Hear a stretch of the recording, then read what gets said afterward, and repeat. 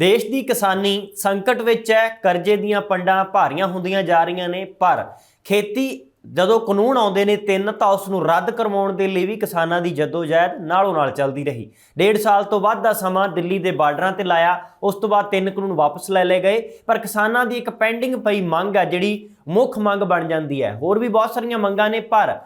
ਕਿਸਾਨਾਂ ਦੇ ਵੱਲੋਂ ਜਦੋਂ ਵੀ ਕੋਈ ਧਰਨਾ ਮੁਜ਼ਾਹਰਾ ਕੀਤਾ ਜਾਂਦਾ ਹੈ, ਚਾਹੇ ਉਹ ਸੈਂਟਰ ਦੇ ਖਿਲਾਫ, ਸਟੇਟ ਦੇ ਖਿਲਾਫ, ਤੇ ਕਿਹਾ ਜਾਂਦਾ ਹੈ ਕਿ ਕਰਜ਼ੇ ਤੇ ਲਕੀਰ ਫੇਰੋ ਔਰ MSP ਦੀ ਕਾਨੂੰਨੀ ਗਰੰਟੀ ਦਿਓ ਤਾਂ ਕਿ ਸਾਡੀਆਂ ਫਸਲਾਂ, ਅਸੀਂ ਜਿਹੜੀ ਵੀ ਫਸਲ ਉਗਾਈਏ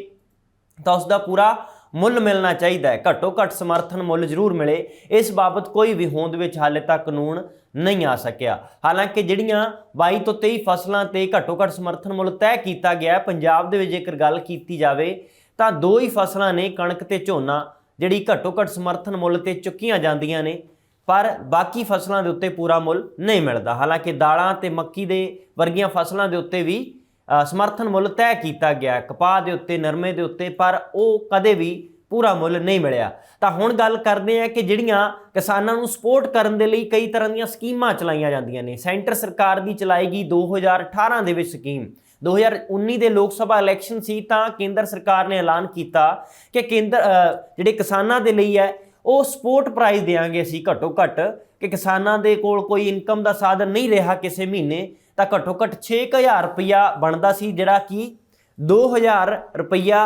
कई जिहड़ा वख-वख किश्तां दे विच आउणा सी। एक साल दे विच 2,000 एक बारी, फिर 2,000 4,000, फिर 2,000 6,000 6,000 का समर्थन जिहड़ा मिलना सी। उस दे विच हैरानीजनक खुलासा पार्लीमेंट के डेटे ये दसदे ने, अंकड़ा ये दसदा है, ताज़ा रिपोर्ट दे विच सरकार ने गल दसी है कि हुण तक देश दे विच 9% किसान ने जिन्हां दे कोल 12वीं इंस्टॉलमेंट है जिहड़ी वो पहुँच सकी है। क्योंकि तीजा साल जिहड़ा 2018 तो लैके गल करिए 2022 की,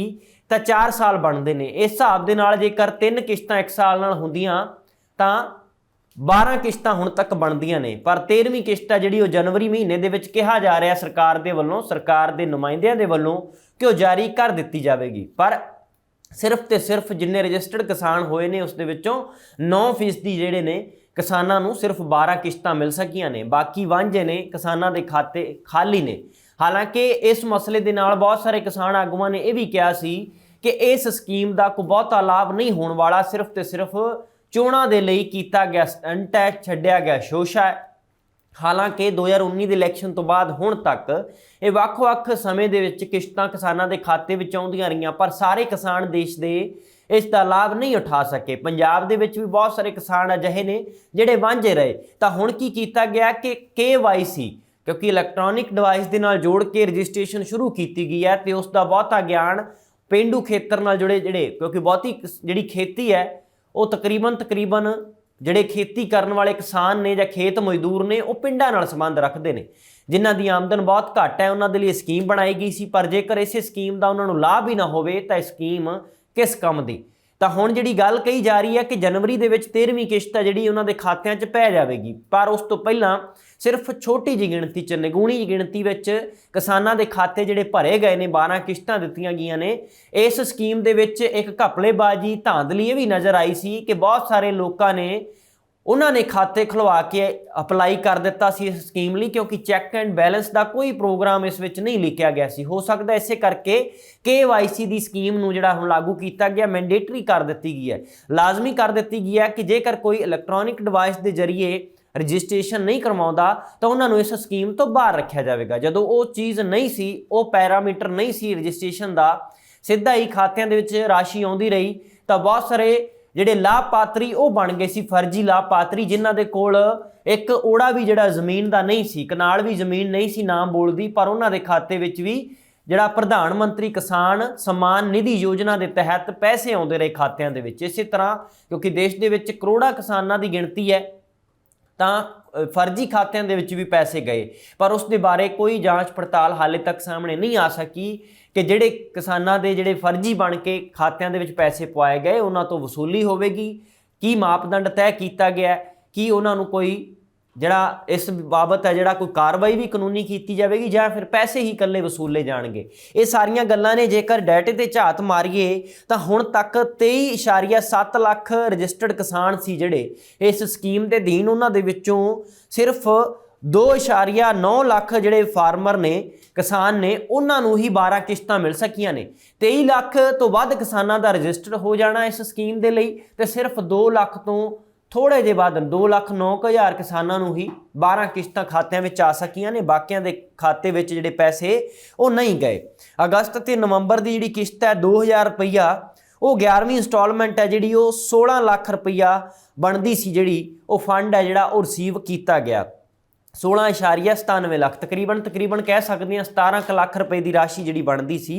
2000 ਦੇ ਹਿਸਾਬ ਨਾਲ। ਅਗਸਤ ਤੇ ਨਵੰਬਰ ਦੀ 11ਵੀਂ ਇੰਸਟਾਲਮੈਂਟ ਹੈ ਜਿਹੜੀ ਉਹ ਉਹਨਾਂ ਦੀ ਪਾਈ ਗਈ। ਇਸੇ ਤਰੀਕੇ ਦੇ ਨਾਲ ਜੇਕਰ ਗੱਲ ਕੀਤੀ ਜਾਵੇ ਕਿ ਸੈਂਟਰ ਸਕੀਮ ਨੇ ਜਦੋਂ 2018 ਦੇ ਵਿੱਚ ਇਸ ਸਕੀਮ ਨੂੰ ਸ਼ੁਰੂਆਤ ਕੀਤਾ, ਲਾਗੂ ਕੀਤਾ 2019 ਦੇ ਲੋਕ ਸਭਾ ਚੋਣਾਂ ਤੋਂ ਪਹਿਲਾਂ, ਤਾਂ ਵਿਰੋਧੀ ਧਿਰਾਂ ਨੇ ਵੀ ਕਿਹਾ ਕਿ ਸਿਰਫ ਤੇ ਸਿਰਫ ਪੈਸੇ ਇਸ ਕਰਕੇ ਕਿਸਾਨਾਂ ਦੇ ਖਾਤਿਆਂ ਵਿੱਚ ਦਿੱਤੇ ਜਾਣ ਦੀ ਗੱਲ ਕਹੀ ਜਾ ਰਹੀ ਹੈ, ਇਸ ਨਾਲ ਬਹੁਤਾ ਲਾਭ ਨਹੀਂ ਹੋਣਾ। ਹਾਲਾਂਕਿ ਕੇਂਦਰ ਸਰਕਾਰ ਨੇ ਫਿਰ ਵੀ ਚਾਹੇ ਬਹੁਤ ਥੋੜੇ ਕਿਸਾਨਾਂ ਦੇ ਖਾਤਿਆਂ ਵਿੱਚ ਰਾਸ਼ੀ ਹੁਣ ਤੱਕ ਆ ਸਕੀ ਹੈ, ਪਰ ਉਹ ਆਉਂਦੀ ਰਹੀ। ਤਾਂ ਹੁਣ ਇਸ ਨੂੰ ਕੀ ਸਮਝਿਆ ਜਾਵੇ ਕਿ ਵਿਰੋਧੀ ਧਿਰ ਉਸ ਤੋਂ ਪਹਿਲਾਂ ਠੀਕ ਕਹਿੰਦੀ ਸੀ ਕਿ ਸਿਰਫ ਤੇ ਸਿਰਫ ਇਹ ਥੋੜੇ ਸਮੇਂ ਦੇ ਲਈ ਖੁਸ਼ ਕਰਨ ਦੇ ਲਈ ਇੱਕ ਸਕੀਮ ਸ਼ੁਰੂ ਕੀਤੀ ਗਈ ਹੈ, ਇਸ ਦਾ ਕੋਈ ਬਹੁਤਾ ਲਾਭ ਨਹੀਂ ਹੋਣ ਵਾਲਾ, ਉਸ ਨੂੰ ਹੀ ਸੱਚ ਮੰਨਿਆ ਜਾਵੇ, ਕਿਉਂਕਿ ਅਮਲੀ ਰੂਪ ਦੇ ਵਿੱਚ ਕੁਝ ਇਸ ਤਰ੍ਹਾਂ ਦੇ ਅੰਕੜੇ ਹੀ ਸਾਹਮਣੇ ਆ ਰਹੇ ਨੇ। ਪਰ ਦੂਜੇ ਪਾਸੇ ਕੇਂਦਰ ਸਰਕਾਰ ਦੇ ਨੁਮਾਇੰਦਿਆਂ ਦਾ ਕਹਿਣਾ ਹੈ ਕਿ ਸਾਡੀ ਕੋਸ਼ਿਸ਼ ਰਹਿੰਦੀ ਹੈ ਕਿ ਕਿਸਾਨਾਂ ਦੀ ਜਿਹੜੀ ਆਮਦਨ ਹੈ ਉਸ ਦੇ ਵਿੱਚ ਵਾਧਾ ਕਰਨ ਦੇ ਲਈ ਕੋਈ ਨਾ ਕੋਈ ਸਪੋਰਟ ਦਿੱਤੀ ਜਾਵੇ। ਹਾਲਾਂਕਿ ਦੇਸ਼ ਦੇ ਪ੍ਰਧਾਨ ਮੰਤਰੀ ਨਰਿੰਦਰ ਮੋਦੀ ਇੱਥੋਂ ਤੱਕ ਕਹਿ ਚੁੱਕੇ ਸੀ 2019 ਦੇ ਚੋਣਾਂ ਤੋਂ ਪਹਿਲਾਂ ਕਿ ਕਿਸਾਨਾਂ ਦੀ ਆਮਦਨ ਆ ਜਿਹੜੀ 2022 ਤੱਕ ਦੁੱਗਣੀ ਕਰ ਦਿੱਤੀ ਜਾਵੇਗੀ। ਇਸ ਬਾਬਤ ਜਿਹੜੀਆਂ ਰਿਪੋਰਟਾਂ ਦਿੱਤੀਆਂ ਗਈਆਂ, ਇਸ ਦੇ ਲਈ ਪੱਤਰਕਾਰਾਂ ਨੂੰ ਆਪਣੀਆਂ ਨੌਕਰੀਆਂ ਵੀ ਗਵਾਉਣੀਆਂ ਪਈਆਂ, ਜਿਨ੍ਹਾਂ ਨੇ ਰਿਪੋਰਟ ਕੀਤਾ ਕਿ ਜਿਹੜੇ ਕਿਸਾਨਾਂ ਦੀ ਆਮਦਨ ਦੁੱਗਣੀ ਹੋਣ ਦੀ ਗੱਲ ਕਹੀ ਜਾ ਰਹੀ ਸੀ ਉਸ ਦੇ ਵਿੱਚ ਸੱਚ ਕਿੰਨਾ ਹੈ। ਗਰਾਊਂਡ ਰਿਪੋਰਟਾਂ ਹੋਈਆਂ ਤਾਂ ਖੁਲਾਸੇ ਇਹ ਹੋ ਗਏ ਕਿ ਕਿਸੇ ਵੀ ਕਿਸਾਨ ਦੀ ਆਮਦਨ ਆ ਜਿਹੜੀ ਉਹ ਦੁੱਗਣੀ ਨਹੀਂ ਹੋ ਸਕੀ। ਉਹ ਕਿਹੜੇ ਕਿਸਾਨ ਨੇ ਦੇਸ਼ ਦੇ ਵਿੱਚ, ਕਿਹੜੇ ਕੋਨੇ 'ਚ ਰਹਿੰਦੇ ਨੇ ਜਿਨ੍ਹਾਂ ਨੇ ਪਿਛਲੇ 5 ਸਾਲਾਂ ਦੇ ਵਿੱਚ ਆਪਣੀ ਆਮਦਨ ਆ ਜਿਹੜੀ ਦੁੱਗਣੀ ਕਰ ਲਈ ਹੈ। ਹਾਲਾਂਕਿ ਜੇਕਰ ਸਰਵੇ ਹੋਵੇ ਨਿਰਪੱਖਤਾ ਦੇ ਨਾਲ, ਇਹ ਰਿਪੋਰਟ ਸਾਹਮਣੇ ਜੇਕਰ ਆਉਂਦੀ ਹੈ, ਚਾਹੇ ਸਰਕਾਰੀ ਪੱਧਰ ਤੇ ਸਰਵੇ ਕਰਵਾ ਲਿਆ ਜਾਵੇ, ਚਾਹੇ ਗੈਰ ਸਰਕਾਰੀ ਤੌਰ ਦੇ ਉੱਤੇ ਸਰਵੇ ਹੋਵੇ, ਤਾਂ ਇਹ ਜ਼ਰੂਰ ਸਾਹਮਣੇ ਨਿਕਲ ਕੇ ਆਵੇਗਾ ਕਿ ਕਿਸਾਨਾਂ ਦੇ ਉੱਤੇ ਜਿਹੜਾ ਕਰਜ਼ਾ ਸੀ ਉਹ ਹੋਰ ਵੱਧ ਰਿਹਾ ਹੈ ਬਜਾਏ ਕਿ ਆਮਦਨ ਵਧਣ ਦੇ। ਜਦੋਂ ਆਮਦਨ ਘੱਟ ਹੋਵੇ ਤੇ ਖਰਚੇ ਵੱਧ ਜਾਣ ਤਾਂ ਫਿਰ ਕੁਦਰਤੀ ਹੈ ਕਿ ਕਰਜ਼ੇ ਦੀ ਪੰਡ ਹੈ ਜਿਹੜੀ ਉਹ ਦਿਨੋਂ ਦਿਨ ਭਾਰੀ ਹੁੰਦੀ ਜਾਵੇਗੀ। ਜਿੱਥੋਂ ਤੱਕ ਰਹੀ ਇਸ ਪ੍ਰਧਾਨ ਮੰਤਰੀ ਕਿਸਾਨ ਸਨਮਾਨ ਨਿਧੀ ਯੋਜਨਾ ਦੀ ਸਕੀਮ ਦੀ ਗੱਲ, ਤਾਂ ਸਿਰਫ 9% ਕਿਸਾਨ ਹੀ ਨੇ। ਇਹ ਡਾਟਾ ਸਰਕਾਰੀ ਹੈ, ਸਰਕਾਰ ਨੇ ਹੀ ਦੱਸਿਆ ਹੈ ਪਾਰਲੀਮੈਂਟ ਦੇ ਅੰਦਰ ਕਿ ਸਿਰਫ ਤੇ ਸਿਰਫ 9% ਉਹ ਕਿਸਾਨ ਨੇ ਜਿਨ੍ਹਾਂ ਦੇ ਖਾਤਿਆਂ ਵਿੱਚ ਸਿਰਫ ਤੇ ਸਿਰਫ 12 ਕਿਸ਼ਤਾਂ ਆ ਸਕੀਆਂ ਨੇ 4 ਸਾਲਾਂ ਦੇ ਵਿੱਚ। ਬਾਕੀ ਕਿਸਾਨ ਜਿਹੜੇ ਹਾਲੇ ਵੀ ਉਡੀਕਦੇ ਨੇ, ਬਹੁਤ ਸਾਰੇ ਕਿਸਾਨ ਰਜਿਸਟਰਡ ਵੀ ਨਹੀਂ ਹੋ ਸਕੇ। ਕਿਸਾਨ ਆਗੂਆਂ ਦੇ ਨਾਲ ਵੀ ਅਸੀਂ ਗੱਲਬਾਤ ਕਰਨ ਦੀ ਕੋਸ਼ਿਸ਼ ਕੀਤੀ ਤੇ ਉਹਨਾਂ ਦਾ ਵੀ ਇਹੀ ਕਹਿਣਾ ਹੈ ਕਿ ਇਸ ਮਸਲੇ ਦੇ ਵਿੱਚ ਬਹੁਤ ਸਾਰੇ ਕਿਸਾਨ ਇਸ ਕਰਕੇ ਵੀ ਵਾਂਝੇ ਰਹਿ ਜਾਂਦੇ ਨੇ ਕਿਉਂਕਿ ਉਹਨਾਂ ਨੂੰ ਜਾਗਰੂਕਤਾ ਨਹੀਂ ਦਿੱਤੀ ਜਾਂਦੀ, ਨਹੀਂ ਦੱਸਿਆ ਜਾਂਦਾ। ਇਸ ਦੀ ਵਿਧੀ ਹੈ ਜਿਹੜੀ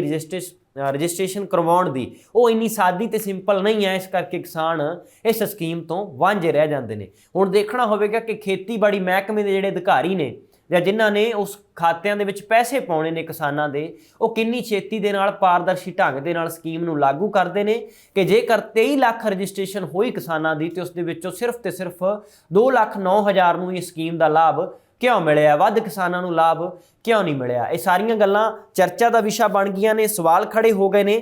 ਕਿ ਜਿਹੜੀ EKYC ਪ੍ਰੋਸੈਸ ਹੈ ਜਿਸ ਦੇ ਤਹਿਤ ਹੁਣ ਰਜਿਸਟ੍ਰੇਸ਼ਨ ਸ਼ੁਰੂ ਹੋਣੀ ਹੈ, 40 ਤੋਂ 50% ਕਿਸਾਨ ਹੈ ਜਿਹੜੇ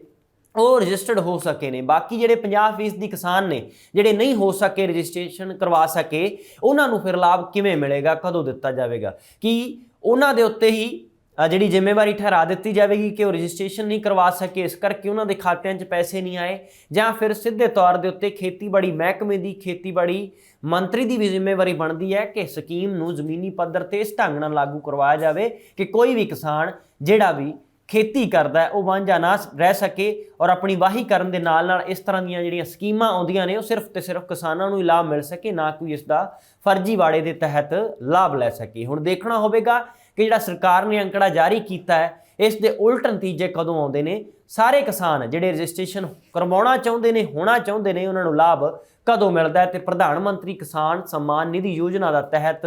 ਕਿੰਨੇ ਕਿੰਨੇ ਕਿਸਾਨਾਂ ਦੇ ਖਾਤਿਆਂ ਦੇ ਵਿੱਚ ਪੈਸੇ ਆਉਂਦੇ ਨੇ, ਰਾਸ਼ੀ ਆਉਂਦੀ ਹੈ। ਇਹ ਤੇ ਆਉਣ ਵਾਲੇ ਸਮੇਂ 'ਚ ਪਤਾ ਲੱਗੇਗਾ, ਪਰ ਫਿਲਹਾਲ ਅਸੀਂ ਤੁਹਾਡੇ ਨਾਲ ਰਿਪੋਰਟ ਸਾਂਝੀ ਕੀਤੀ ਹੈ ਕਿ ਬਹੁਤ ਹੀ ਘੱਟ ਕਿਸਾਨ ਨੇ ਜਿਨ੍ਹਾਂ ਨੂੰ ਹਾਲੇ ਤੱਕ ਇਸ ਸਕੀਮ ਦਾ ਲਾਭ ਮਿਲ ਸਕਿਆ। ਫਿਲਹਾਲ ਇਸ ਰਿਪੋਰਟ ਵਿੱਚ ਇੰਨਾ ਹੀ। ਮੈਨੂੰ ਦਿਓ ਆਗਿਆ। ਧੰਨਵਾਦ।